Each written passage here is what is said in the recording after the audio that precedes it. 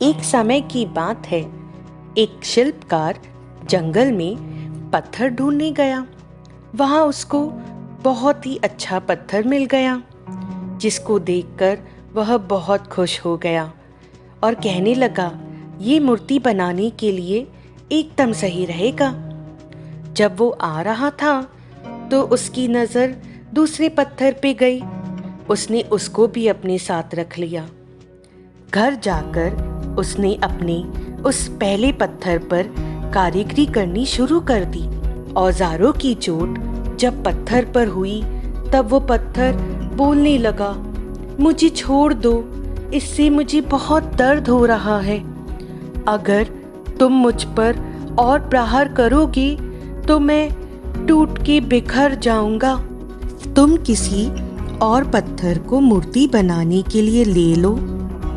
पत्थर की बात सुनकर शिल्पकार को दया आ गई। उसने पत्थर को छोड़ दिया और दूसरे पत्थर पर अपनी कारीगरी शुरू कर दी। वह पत्थर कुछ नहीं बोला। देखते ही देखते कुछ ही समय में उस पत्थर से बहुत ही अच्छी मूर्ति बन गई।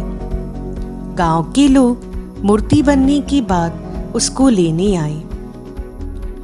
उन्होंने सोचा, नारियल फोड़ने के लिए भी हमें एक पत्थर की जरूरत होगी, तो वहां रखे दूसरे पत्थर को भी उन्होंने अपने साथ ले लिया। मूर्ति बने पत्थर को ले जाकर उन्होंने मंदिर में स्थापित कर दिया और उसके सामने दूसरे पत्थर को रख दिया। अब जब भी कोई व्यक्ति मंदिर में दर्शन करने आता तो मूर्ति को फूलों से सजाता, तरह तरह के पकवान भोग लगाता और उसके सामने रखे पत्थर पर नारियल फोड़ के जाता।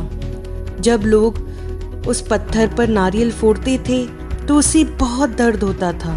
वो चिल्लाता था, लेकिन कोई उसकी बात नहीं सुनता। उस पत्थर ने मूर्ति बने पत्थर से बात की और कहा, तुम तो बड़े मज़े से हो। तुमको लोग फूलों से सजाते हैं और लड्डुओं का भोग लगाते हैं, लेकिन मेरी तो किस्मत ही खराब है। मुझ पे तो लोग नारियल फोड़ के जाते हैं।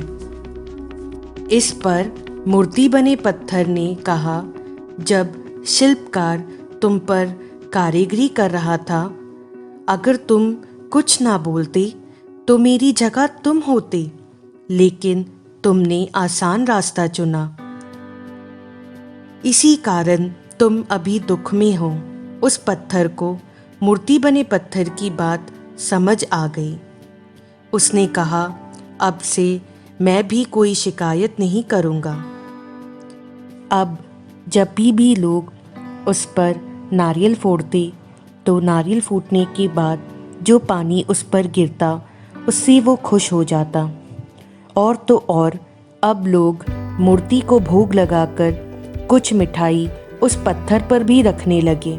इस कहानी को सुनकर आप लोगों को समझ आ ही गया होगा, दुनिया में हम सिर्फ उसी लोगों को ज़्यादातर सम्मान देते हैं जो सफलता की ऊंचाई पर होते हैं, और सफलता उन्हीं लोगों को मिलती है जो कठिन परिस्थितियों से घबराते नहीं हैं। उम्मीद है मुझे कि आप लोगों को ये कहानी पसंद आई होगी। तो लाइक, शेयर और सब्सक्राइब ज़रूर कर देना। मिलते हैं कुछ नए किस्सों के साथ अगली बार। Bye bye.